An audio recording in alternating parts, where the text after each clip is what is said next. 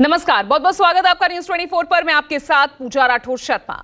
लोकसभा चुनाव का ऐलान होने के साथ ही देश में सियासी सरगर्मी बढ़ गई है। 2014 और 2019 में बीजेपी की सफलता की इबारत लिखने वाले पीएम मोदी लगातार तीसरी जीत के लिए मशक्कत कर रहे हैं। बीजेपी को सत्ता की हैट्रिक लगाने से इंडिया गठबंधन हर हाल में रोकने का हर दांव चल रहा है। 24 के चुनाव के लिए इंडिया गठबंधन ने अपना सियासी एजेंडा भी सेट कर दिया है और इस ट्रिपल ई के फॉर्मूले को राहुल गांधी ने ऐसा हथियार बनाया है जो अगर काम कर गया तो राहुल का यही ट्रिपल अटैक देगा इंडिया गठबंधन की जीत की गारंटी। लोकसभा चुनाव के ऐलान होने के साथ ही देश में सियासी सरगर्मी बढ़ गई। भारत को बचाना है, लड़ाएंगे। प्रचार का शोर, रैलियों की भीड़ अब शक्ति प्रदर्शन के रूप में दिखने लगी। नरेंद्र मोदी भाइयों और बहनों सिर्फ मास्क है। एक दूसरे पर वार किए जा रहे हैं, पलटवार किए जा रहे हैं और ये सब चुनाव की तारीखों के बाद पहली बार हुआ। राजा की आत्मा ईवीएम में है, हिंदुस्तान की हर संस्था में है, ईडी में है, सीबीआई में है, इनकम टैक्स डिपार्टमेंट में है। तेलंगाना में बीजेपी की लहर कांग्रेस का, बीआरएस का सुपड़ा साफ कर देगी। राहुल गांधी की न्याय यात्रा के समापन के बहाने इंडिया गठबंधन ने अपनी ताकत और एकजुटता दिखाने में कोई कोर कसर नहीं छोड़ी। मुंबई का शिवाजी मैदान, मंच पर इंडिया अलायंस के दिग्गज और निशाने पर थी मोदी सरकार। 22 लोगों के पास उतना ही धन है जितना हिंदुस्तान के 70 करोड़ लोगों के पास है। सब कुछ देखा है मैंने, सब समझता हूं। मैं अंदर बैठता था उसमें, सालों में अंदर बैठा हूं। कोई नहीं छुप सकता मुझसे और मुझे दबा भी नहीं सकते हैं। मोदी जी को दबा सकते हैं। राहुल गांधी जी के नाम पे वोट लेंगे, भाजपा से डीलिंग कर लेंगे। शिवसेना उद्धव जी के नाम पे वोट लेंगे, भाजपा से डीलिंग कर लेंगे। ये लोग केवल डीलिंग करते हैं, इसलिए वहां कोई भी लीडर नहीं, सब डीलर बैठा हुआ है। और जो डरे डरे लोग गए, अच्छा हुआ चले गए, उससे कोई फर्क पड़ने वाला नहीं है। हमको कितना भी मिटाने का कोशिश करोगे, फिर से हम कारवा बनाने का हौसला रखते हैं। 63 दिनों तक चली राहुल की न्याय यात्रा मुंबई में खत्म हुई और इसी न्याय यात्रा को लेकर शिवाजी पार्क में एक रैली की गई और इसी रैली में तैयार हुआ राहुल गांधी का वो फॉर्मूला जो चुनाव से पहले बना रहा है इंडिया गठबंधन का सबसे बड़ा हथियार। आप ये मत सोचो कि मैं राहुल गांधी हूं, आप ये मत सोचो कि उद्धव ठाकरे हैं। ये नहीं है, ये हिंदुस्तान की आवाज है। आप देखिए, हर प्रदेश से यहां लोग बैठे हैं, हर व्यक्ति ने अपनी यहां बात रखी। स्टालिन जी ने अपनी बात रखी, सोरेन जी ने अपनी बात रखी। ये हिंदुस्तान बोल रहा है। नरेंद्र मोदी जी की मीटिंग देखिए, वहां सिर्फ एक व्यक्ति बोलता है। इसलिए हमने इसको इंडिया गठबंधन नाम दिया है। ये हिंदुस्तान की रक्षा कर रहा है। ये सब लोग डरे नहीं हैं, ये सब लोग उसी सिस्टम का मुकाबला कर रहे हैं। लोकसभा चुनाव का ऐलान होने के साथ ही देश में सियासी सरगर्मी बढ़ गई। 2014 और 2019 में बीजेपी की सफलता की इबारत लिखने वाले पीएम मोदी लगातार तीसरी बार जीत के लिए मशक्कत कर रहे हैं, तो वहीं बीजेपी को सत्ता के हैट्रिक लगाने से इंडिया गठबंधन हर हाल में रोकने का दांव चल रहा है। ऐसे में समापन रैली में इंडिया गठबंधन के नेताओं ने एक दूसरे का हाथ पकड़कर एकजुटता का संदेश देते हुए बीजेपी को पराजित करने का संकल्प लिया। लोकसभा चुनाव के लिए इंडिया गठबंधन ने अपना सियासी एजेंडा भी सेट कर दिया। जब हौसला बना लिया ऊंची उड़ान का, फिर देखना फिजूल है कद आसमान का। 2024 के लोकसभा चुनाव की घोषणा के एक दिन बाद खचाखच भरे शिवाजी पार्क में इंडिया गठबंधन के नेताओं ने बीजेपी छोड़ो का नया नारा दिया और कहा कि प्रधानमंत्री नरेंद्र मोदी तो सिर्फ एक मुखौटा है। नरेंद्र मोदी भाइयों और बहनों सिर्फ मास्क है, मुखौटा है। जैसे ये बॉलीवुड के एक्टर हैं, उनको रोल दिया गया है। कि भैया आज सुबह आपको यह करना है, कल आपको यह बोलना है, परसों आप ये करोगे, सुबह उठ के समुद्र के नीचे जाओ, चलो सी प्लेन में उड़ो। 56 इंच की छाती नहीं है, खोखला व्यक्ति है। इंडिया गठबंधन की मुंबई रैली में महिलाओं और युवाओं की संख्या भी अच्छी खासी रही। राहुल गांधी से लेकर इंडिया गठबंधन के सभी नेताओं ने एक सुर में जिस तरह से ईवीएम, ईडी और इलेक्टोरल बॉन्ड का मुद्दा उठाया और मोदी सरकार को घेरते हुए नजर आए, उससे ये बात साफ है कि विपक्षी इसी ट्रिपल-ई मुद्दों के बहाने 2024 के चुनावी मैदान में बीजेपी से दो हाथ करने की रणनीति है। महाराष्ट्र के मुंबई में कांग्रेस की मेगा रैली में इंडिया ब्लॉक के नेताओं ने बीजेपी पर जबरदस्त हमला बोला और लोकसभा चुनाव के लिए अपने इलेक्शन कैंपेन की शुरुआत भी कर दी, जिसमें ट्रिपल-ई सबसे ज्यादा निशाने पर रही। ईवीएम पर सवाल खड़े कर रहा विपक्ष। आम चुनाव का ऐलान होते ही इंडिया गठबंधन के सभी नेताओं के टारगेट पर सबसे ज्यादा ईवीएम रही। पहले ही रैली से यह स्पष्ट और साफ संदेश दिया गया कि आने वाले दिनों में विपक्ष के चुनाव प्रचार में ईवीएम ही टारगेट पर रहेगी। अलायंस में शामिल पार्टियों के नेताओं ने ईवीएम से वोटिंग प्रक्रिया का विरोध किया और ऐलान किया है। राजा की आत्मा ईवीएम में है। सही है, सही है। राजा की आत्मा ईवीएम में है।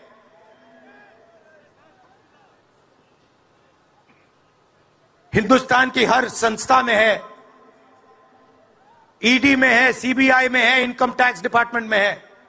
मैं आपको बता रहा हूं, ईवीएम के बिना नरेंद्र मोदी चुनाव नहीं जीत सकता है। इलेक्शन कमीशन से हमने कहा कि एक काम कीजिए, विपक्ष की पार्टी को ये मशीनें दिखा दीजिए, इसमें से कागज निकलता है। वोट मशीन में नहीं है, वोट कागज में है। ठीक है, आप मशीन चलाइए, मगर कागज की भी गिनती कर दीजिए। इलेक्शन कमीशन कहता है नहीं, कागज की गिनती नहीं होगी। क्यों नहीं होगी? कैसे नहीं होगी? सिस्टम नहीं चाहता कि ईवीएम की गिनती हो जाए। राहुल गांधी के सुर में सुर मिलाते हुए नेशनल कॉन्फ्रेंस के नेता फारूक अब्दुल्ला से लेकर आम आदमी पार्टी के नेता सौरभ भारद्वाज और डीएमके प्रमुख एमके स्टैलिन ने भी ईवीएम को लेकर निशाना साधा। फारूक अब्दुल्ला ने कहा कि ये लोग मशीन चोर हैं, कृपया ईवीएम मशीन पर नजर रखें कि आपका वोट कहां जा रहा है या किसी और को वोट जा रहा है। मेहरबानी करके उस मशीन को देखिएगा। वहीं सौरभ भारद्वाज ने कहा कि ईवीएम सेट हो गई, अगर ईवीएम से 10% वोट बढ़ेंगे तो आपको 20% ज्यादा वोट लेकर आना होगा। साथ ही सभी विपक्षी नेताओं ने कहा कि अगर उनकी सरकार आती है तो ईवीएम को खत्म कर देंगे। इस तरह से विपक्ष ने ईवीएम को लेकर साफ संकेत दे दिया है कि वो ईवीएम पर सवाल उठाते रहेंगे। वक्त आ गया है कि हम इकट्ठे होके संविधान को बचाएं और इस भारत की जो परंपरा है उसको बचाएं।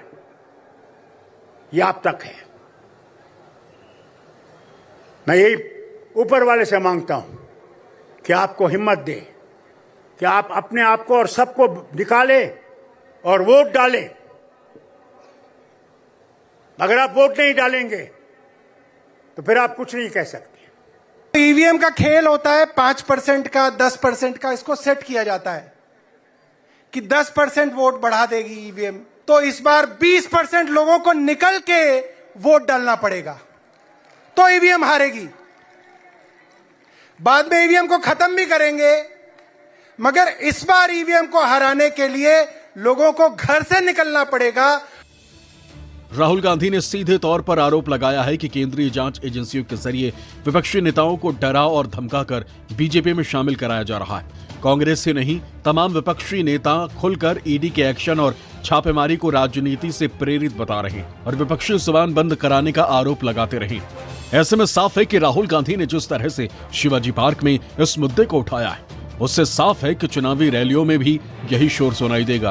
विपक्ष लगातार केंद्र सरकार पर इसे लेकर निशाना साध रहा है, तो पीएम मोदी भी कहते रहे हैं कि भ्रष्टाचार के मुद्दे पर हमारी सरकार की जीरो टॉलरेंस नीति है। इससे साफ है कि सत्ता पक्ष और विपक्ष दोनों ही इसे अपने अपने हिसाब से चुनावी हथियार बनाने की कवायद में हैं। अरुण जेटली मेरे पास आते हैं और मुझे कहते हैं, राहुल, ये जो लैंड एक्विजिशन का मामला है, तुम इस पर मत बोलो। अगर बोलोगे तो तुम्हारे ऊपर हम केस लगाएंगे। लगाओ केस, मुझे कोई फर्क नहीं पड़ता। क्या कर लोगे मेरा? ईडी वाले आए, 50 घंटे बैठा दिया। ईवीएम और ईडी के बाद राहुल और इंडिया गठबंधन के ट्रिपल ई फॉर्मूले में तीसरे ई का मतलब है इलेक्टोरल बॉन्ड। इलेक्टोरल बॉन्ड को बनाएगा चुनावी मुद्दा। इलेक्टोरल बॉन्ड का मामला ऐसे समय सामने आया है जब लोकसभा चुनाव की सियासी तपिश गर्म है। ऐसे में विपक्ष ने इलेक्टोरल बॉन्ड को लेकर बीजेपी और मोदी सरकार पर निशाना साधना शुरू कर दिया है। राहुल गांधी ने कहा है कि नरेंद्र मोदी के पास भ्रष्टाचार की मोनोपोली है। आज 4 तरीके से वसूली चल रही है। नरेंद्र मोदी के पास भ्रष्टाचार की मोनोपोली है। यहां पे जो छोटे छोटे सड़कों पे ना एक्सटॉर्शन चलता है, हफ्तेबाजी चलती है ना, वो नेशनल लेवल पे कर रहे हैं ये लोग। मैं बता देता हूं, 4 तरीके की हो रही है। एक, पहले ये कॉन्ट्रैक्ट देते हैं, सरकार कॉन्ट्रैक्ट देगी और सीधा परसेंटेज लेगी। इलेक्टोरल बॉन्ड देख लीजिए, उसमें साफ है, कंपनी को कॉन्ट्रैक्ट मिलता है, उसके एकदम बाद वो बीजेपी को हफ्ता देना शुरू कर देती है। दूसरा, सीधा एक्सटॉर्शन, ईडी सीबीआई भेज देंगे। जैसे यहां पे मुंबई का एयरपोर्ट इनको चाहिए था, ईडी सीबीआई भेजी, एयरपोर्ट किसी और को पकड़ा दिया। तीसरा, शेल कंपनी, जैसे यहां भी किसी ने कहा, अंबेडकर जी ने कहा, कंपनी की प्रॉफिट ही नहीं है और उससे ज्यादा पैसा वो बीजेपी को दे रही है। और चौथा, कॉन्ट्रैक्ट देने के पहले पैसा दो, कॉन्ट्रैक्ट लो। मुंबई के शिवाजी पार्क से इंडिया अलायंस के नेता बीजेपी को ललकार रहे तो एनडीए ने भी पलटवार करने में देर नहीं की। आज का दिन ये शिव सैनिकों के लिए काला दिन है। ये शिवाजी पार्क से हिंदू हृदय सम्राट बाला साहेब ठाकरे जी ने पूरे देश को मार्गदर्शन किया। इसी ऐतिहासिक मैदान में जिन्होंने स्वतंत्रवीर सावरकर जी के खिलाफ आरोप लगाए, उनके बाजू में बैठकर ये सभा लेने की नौबत आज यहाँ पर आई है। ये दुर्भाग्य है। आज कैसे कहेंगे, गर्व से कहो हम हिंदू हैं। सियासत अपनी जगह, लेकिन सवाल यह है कि क्या इस शक्ति प्रदर्शन से देश का सियासी समीकरण बदलेगा? क्योंकि जिस तरह से राहुल गांधी ने ट्रिपल ई का फॉर्मूला सेट किया, ठीक उसके अगले ही दिन प्रधानमंत्री नरेंद्र मोदी ने भी दक्षिण के दौरे से ही शक्ति वाले बयान को मुद्दा बनाकर राहुल पर निशाना साध दिया। हिंदू धर्म में शक्ति शब्द होता है। हम शक्ति से लड़ रहे हैं, एक शक्ति से लड़ रहे हैं। अब सवाल उठता है, वो शक्ति क्या है?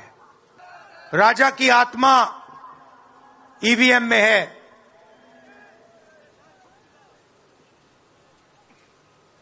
हिंदुस्तान की हर संस्था में है,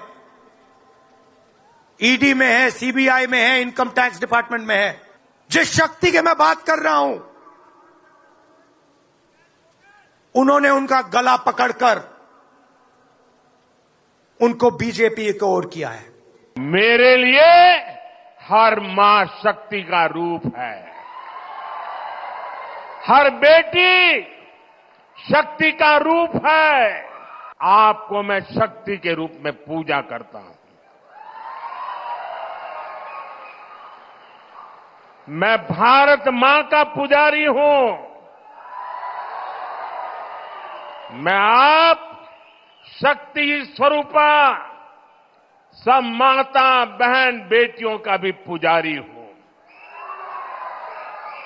और जिन्होंने कल शिवाजी पार्क में इंडिया अलायंस ने अपना घोषणा पत्र शक्ति को खत्म करने के लिए किया है, मैं इस चुनौती को स्वीकार करता हूं और मैं इन शक्ति स्वरूपा माताओं बहनों की रक्षा के लिए जान की बाजी लगा दूंगा।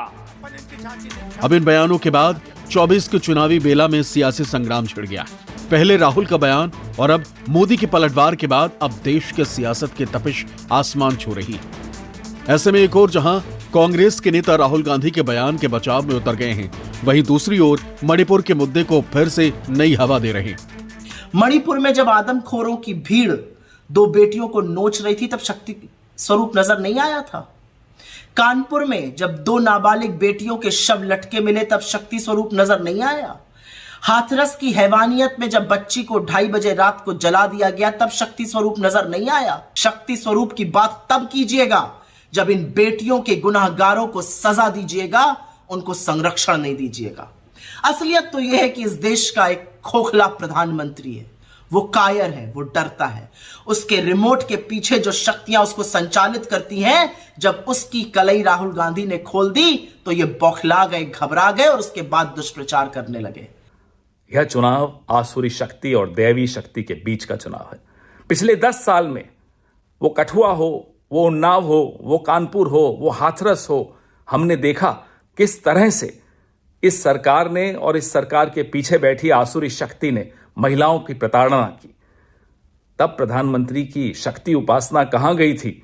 यह देश हमेशा अपनी ताकत, अपनी शक्ति दैवी शक्ति से प्राप्त करता आया है, दैवी आशीर्वाद से प्राप्त करता आया है। इस बार भी यही होगा। अब आपकी लफ्फाजी के दिन लद गए प्रधानमंत्री जी, बिलबिलाइए जितना बिलबिलाना है। यह देश तो अब दैवी शक्ति से ही चलेगा।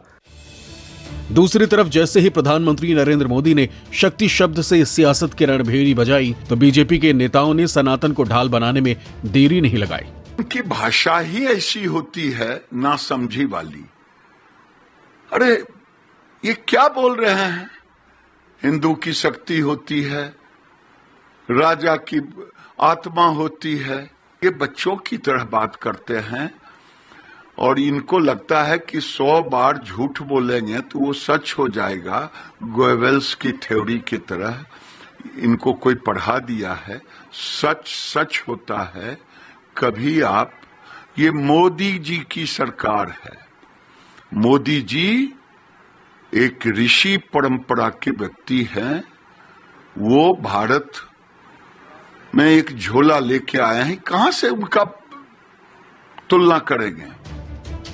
चुनाव से पहले मामूली मुद्दों को भी हथियार बनाना बीजेपी को बखूबी आता है। बात चाहे लालू यादव के परिवार वाले बयान की हो या मणिशंकर अय्यर के चाय वाले बयान की या फिर चौकीदार वाला बयान ही क्यों ना हो, चुनाव में मोदी सरकार के सियासी बाउंसर हर बार कांग्रेस को चित कर देते हैं। ऐसे में क्या राहुल गांधी का EEE वाला फॉर्मूला काम कर पाएगा? क्या इस फॉर्मूले के सहारे इंडिया गठबंधन मोदी के मजबूत सियासी किले की दीवार को ढहा पाएगा? Bureau report, news 24।